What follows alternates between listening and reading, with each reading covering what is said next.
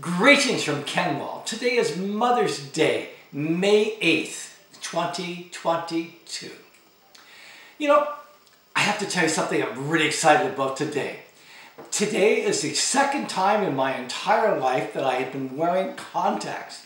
Oh, I have to tell you, it is so great not having to wear glasses.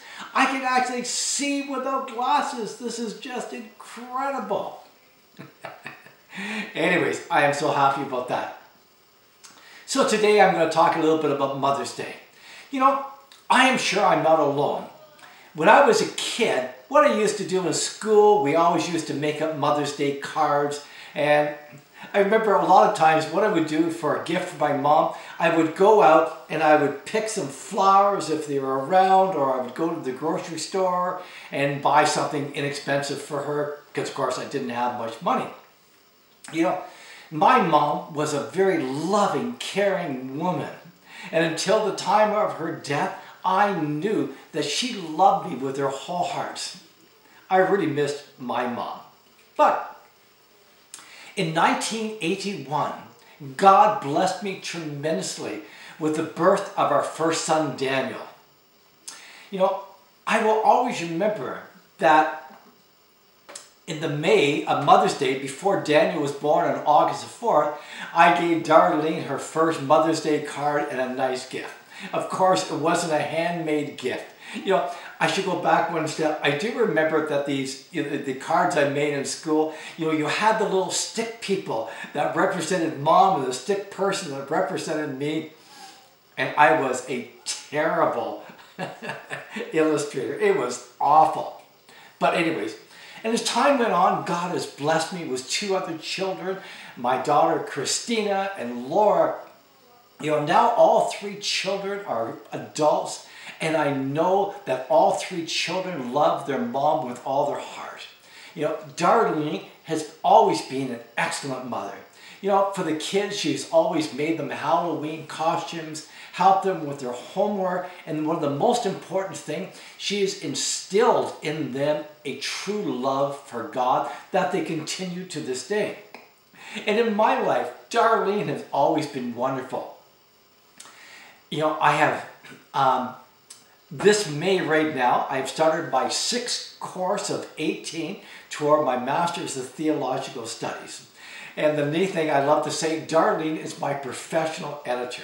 I will write the essay and then she will help me go through it. She said, no, Ken, that's not quite right.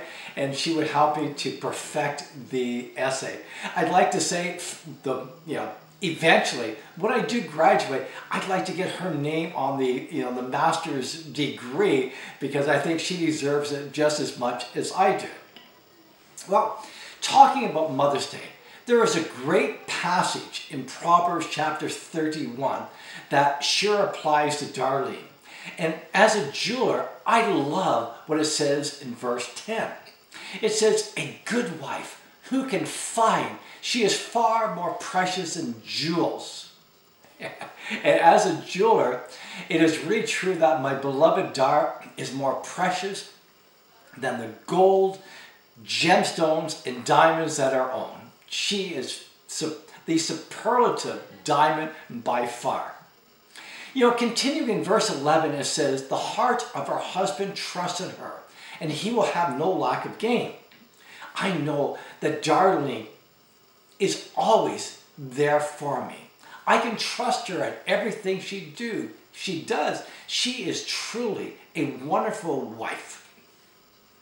Then going on in the passage, in verse 28 it says, her children rise up and call her blessed. And the neat thing is that all three of her children are now adults, and they all love her tremendously. We had a great Mother's Day celebration.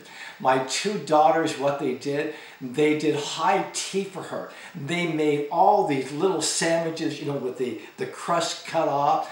And one of the daughters also made scones, and they also bought her a Mother's Day cake. It was absolutely wonderful.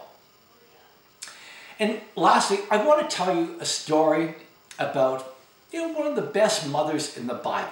And that was Mary, the mother to Jesus. And this story comes from John chapter 2. And I'm sure many of you know the story very well. You know, Jesus was invited to this wedding in Cana. And it says that Jesus took along with him his disciples. It never says whether it's his 12 disciples or how many disciples. You know, it could have been a whole lot more than 12 because there was this little entourage that went with him everywhere he traveled.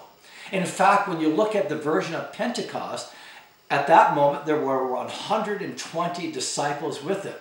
Well, so regardless of the number, for some reason the wine ran out at the wedding. You know, I'd like to say, in my mind, I think it was the disciples who were the cause of this. I think they came there and said, look at all that free food and wine. We are going to have a great time enjoying this. You know, maybe that was the reason the wine supply dwindled so quickly. Now, I want to give you a little background about Jewish weddings. In Jewish society, weddings were exceedingly important. And in Jewish society, a wedding signified God's betrothal relationship with Israel. And back in those days, a man and wife, they were legally bound in marriage at their betrothal, but they could not enjoy the physical benefits of the marriage until after the marriage ceremony. Now, Jewish weddings were typically held on a Thursday. And on the night before, on Wednesday evening, there was this great procession where the bride, with lots of her friends, they were led to the home of her betrothed. It was a wonderful sight to see. You know, the bride was covered in this beautiful bridal veil and with her long flowing hair. There were numerous people at the same time. They were carrying torches on poles, and other people carried myrtle branches and flowers. And as the procession went through the streets, everyone would stop and wave, and some of them actually joined into it. You know, this was deemed almost a religious duty, and they called out greetings to the bride, shouting out, "Behold, you are beautiful! Behold, you are beautiful!" And they would say other things about her modesty and her virtues as she continued along this procession.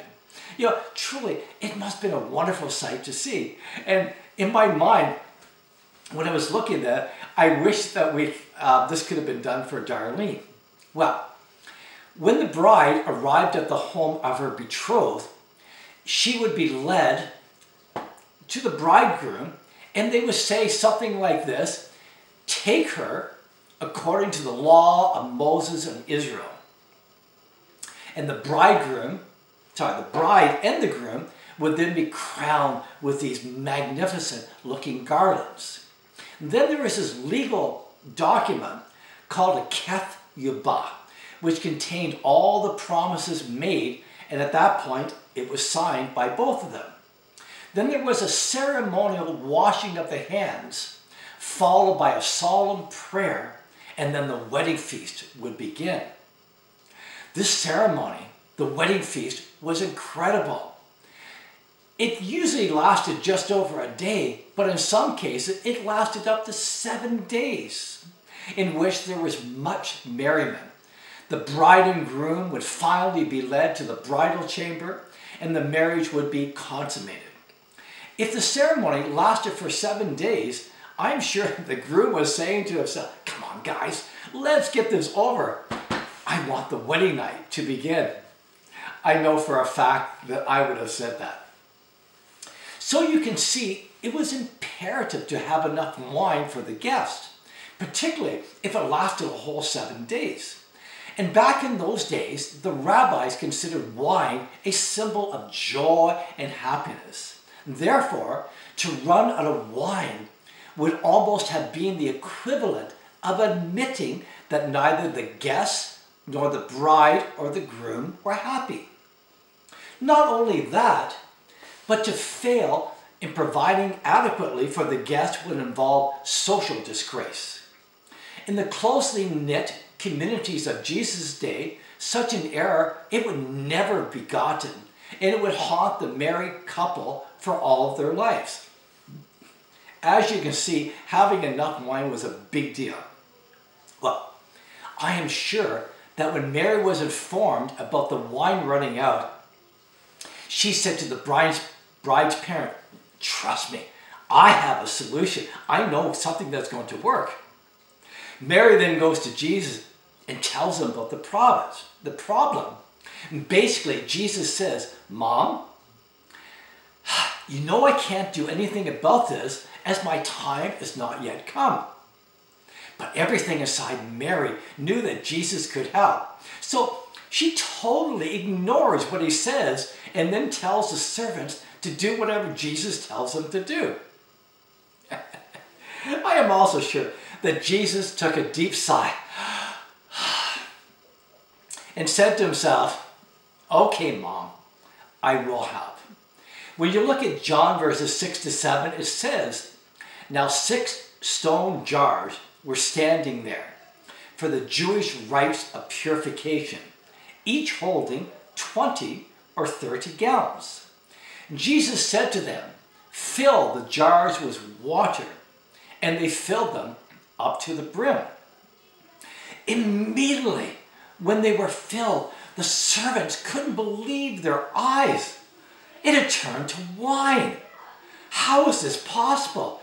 How could this man that they had never seen before do this?" Well, then the servants took this new wine to the steward of the feast, and when he tasted it, he was shocked. He said to everyone out loud, "Every man serves the good wine first, and when men drink freely, then the poor wines come out. But you have kept the good wine until now." So we can see Jesus was a very loving and caring son, and he loved his mother so much that he was willing to turn water into wine before his hour has come. Mary knew that her son could do anything. After all, he is God. I hope everyone has enjoyed Mother's Day 2022. May the good Lord be with you until we meet again.